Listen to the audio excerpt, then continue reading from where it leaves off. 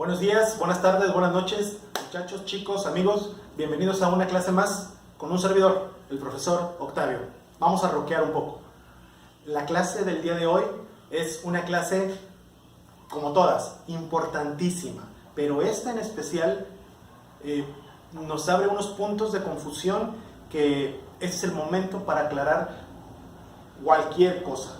La clase del día de hoy es una clase dedicada a los verbos modales, los modal verbs. Esta familia de verbos es una familia muy particular. Es una familia que, si bien es fácil trabajar con ellos, también se presta muchas confusiones, sobre todo porque tocan terrenos, cada uno de estos modales tocan terrenos en los que chocan unos con otros y ya no sabemos cuándo empieza uno y cuándo empieza el otro. Me gustaría comentarles que en este tipo de verbos, los modal verbs, es necesario cuidar mucho la entonación, el contexto y el sentido que le estamos dando a las cosas. ¿Por qué? Porque, como vamos a ver ahorita en la explicación rápida y breve que les tengo preparada, hay terrenos, como les digo, que invaden el uno con el otro, que ustedes pueden decir, aquí puede ser este, pero también este, profesor. Sí, por eso vamos a aclarar esto, pero necesito que pongan mucha atención en lo que vamos a empezar a platicar aquí. Son unos verbos, una familia de verbos, como les comenté, que tienen la función de un verbo auxiliar. Es una familia amplísima. Son los verbos que utilizamos para poder hablar de posibilidad, de obligación, de consejo, de necesidad, de deseo, de sugerencia, como están viendo ahí en la pantallita. Es una familia amplísima de verbos y para cada situación hay un grupo de estos que nos van a ayudar a resolver nuestra oración. Se llaman modal verbs, se llaman verbos modales, sería la traducción, verbos de modo, precisamente porque lo que hace este verbo es cambiarle el modo, la forma a nuestro verbo principal.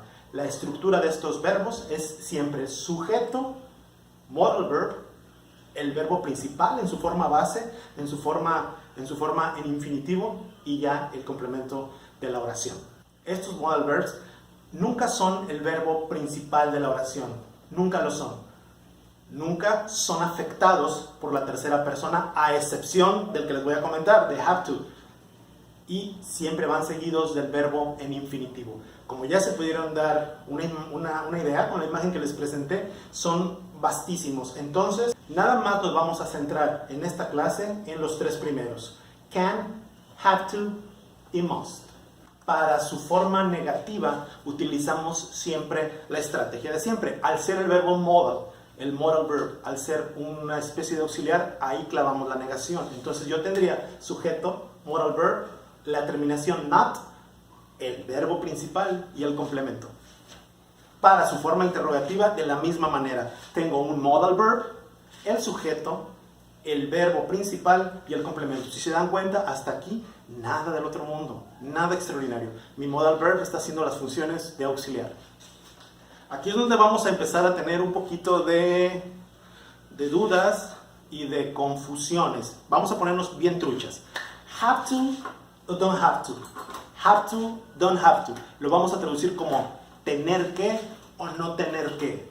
Tener que y no tener que. Si se dan cuenta, para have to necesito el auxiliar do o doesn't. Va a depender. Necesito el auxiliar do o el auxiliar does. Va a depender del caso de la tercera persona. Lo utilizamos para expresar una obligación, es decir, para referirnos a acciones que son necesarias realizar, porque alguna circunstancia nos está obligando. Reglas, leyes, normas, es una obligación externa, es decir, que surge motivada por algo más. ¿Entendido? En caso de que no se cumpla, tiene consecuencias de algún tipo. El don't have to es la negación y significa una ausencia de obligación. Es algo que no es necesario. Y la forma en pasado de have to, es had to. Hasta ahí no tenemos dudas, ¿cierto? Bueno, les prometo que ahorita las van a tener. Tenemos estos ejemplos en pantalla. I have to clean this place. I have visitors tonight. Tengo que limpiar la casa, tengo que limpiar este lugar. Tengo visitas esta noche. La limpieza de la casa me está siendo impuesta por la cosa que voy a tener visitas. No sé quiénes sean estas visitas. Mi jefe, mi novia, los papás de mi novia, los papás de mi jefe. No sé, algo está imponiendo que tengo que limpiar este cochinero en donde vivo. ¿Sí? A lo mejor por mí, si por mí fuera estaría contento. Pero como la obligación surge de otro agente externo, es have to. Ejemplo número 2. He has to visit her mother on Sunday. Él tiene que visitar a su mamá en domingo. Vamos partiendo de que es una tercera persona. He has to visit her mother on Sunday. Ya no es have to, es has to. Como les comenté, esta forma modal, esta estructura de modal, sí tenemos que respetarle a la tercera persona. Es la excepción. ¿Ok?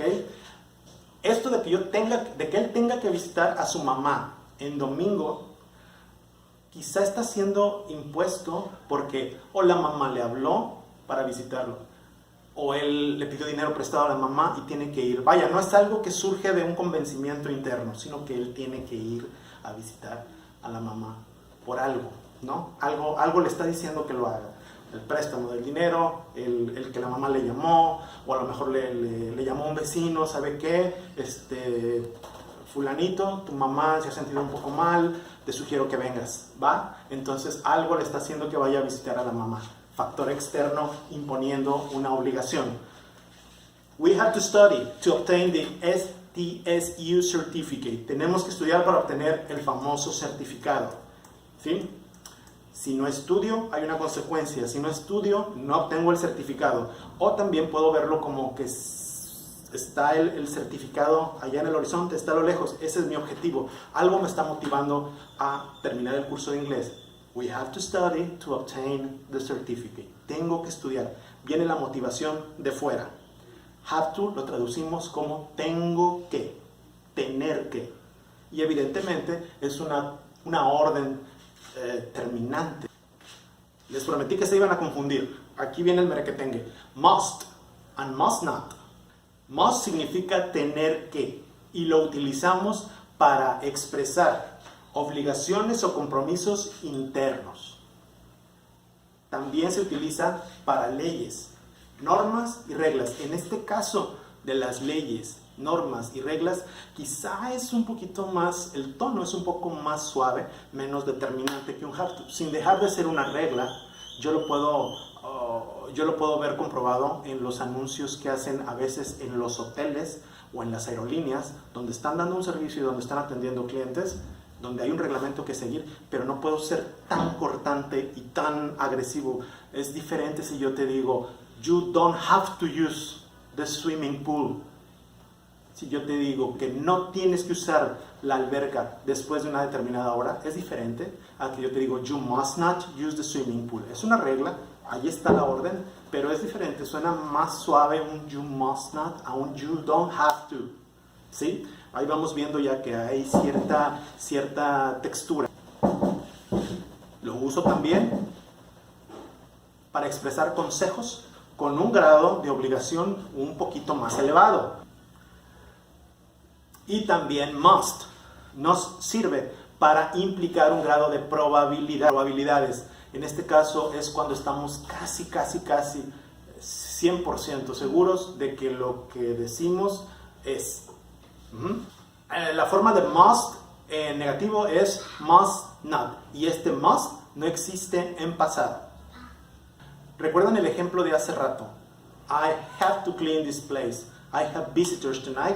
Tenía visitantes más tarde, tenía visitas y tenía que limpiar el lugar. La limpieza de mi habitación, de mi recámara, de mi departamento, me la estaba imponiendo la visita de alguien. Ahora es diferente. I must clean this place. It's a mess. Tengo que limpiar la casa. Es un cochinero, es un desorden. It's a mess.